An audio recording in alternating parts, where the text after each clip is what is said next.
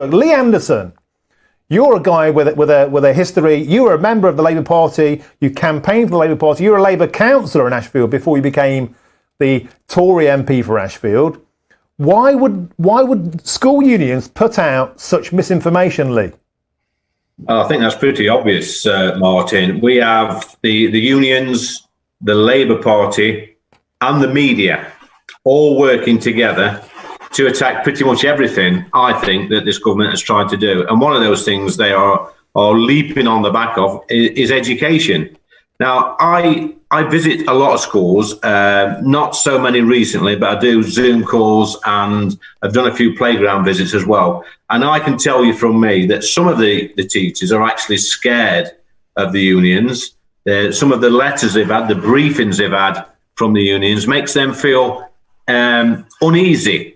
It makes them feel as if they should not be at work, that they should be at home. And that sort of fits the narrative, because you've got to remember that these unions, if you go back to the day of the 70s when I was growing up, I always like to harp on about the 70s, the unions were quite powerful in this country. My old industry, the coal mines, the steels, the transport, the railways, whatever, could pretty much hold our country to ransom. They could, in fact, they did in 72 and 74. They can change governments. That's how powerful the unions were. Now, unions are a little bit more sensible these days, but the last bastion, if you like, that can actually not scrutinise government, but can try and derail government, is the teaching unions. And I think actually, during this pandemic, some of the things I've seen has made me feel quite ashamed of some of these people that are in high positions, and they seem to just want to score political points. They've got their own agenda, and it's nothing to do with the welfare of the children at all. It's nothing to do with opening our schools up. It's nothing to do with doing the right thing. It's all about undermining this government. And quite frankly, they should be ashamed of themselves. And I think the first thing we need to do as a nation is, say sorry to our children, say sorry to them for missing a year almost of their education. But we need to make a promise to them that moving forward, especially our teaching unions as well, we'll hop on to them. We need to make a promise to them as a nation that we're going to do our best to make sure that moving forward, their education is our priority. And we need to remind ourselves that our children today are going to be our managers, our policemen, our lawyers, our doctors, our politicians, our prime minister tomorrow. And we should never forget that. And I would never forgive myself if I didn't shout from the rooftops for our children and make sure that they get those life chances, make sure they get back in school as soon as possible, and make sure they get that education that they need to succeed. And there's been some terrible stories.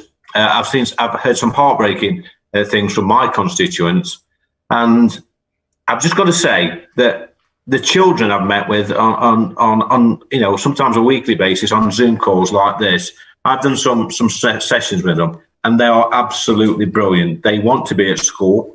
They know all the rules and regulations. When you see these unions and politicians saying, oh, it's all confusing, let me tell you this. When I speak to children at 11-year-old on my Zoom meetings, they know the rules. They know about safe distancing. They know about the risks. They know about their hands, face, space. They know they've got to do all these things. So there's no excuse for teaching unions, for us adults, and for us politicians not to get them back in school as soon as possible. But Lee Anderson, you wanted to have a quick word there about testing.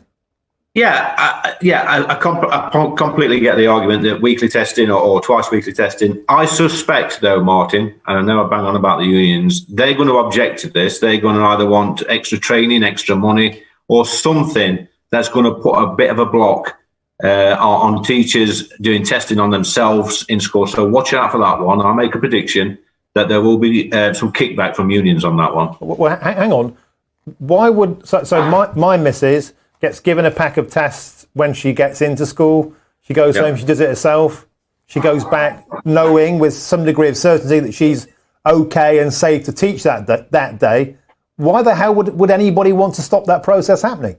Well, a good question. Why would they? Unless they want to undermine the process of getting children back in school. But I'm hearing whispers on the grapevine, on the educational grapevine, that some of the unions are not happy with the fact that teachers may have to test themselves when they go back to school. So we'll see how that pans out, Martin.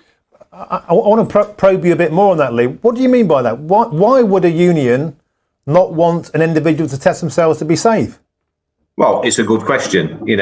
Why wouldn't they, Martin? I don't know. The only reason I think you're being coy. I think you do know.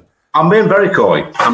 Martin. The only reason I can think of is they want to undermine government, they want to undermine the process, and they want to undermine the whole situation that we're currently in. We've seen the Shadow Education Secretary, if I'm honest, try and undermine it. That it's too good of a crisis not to exploit.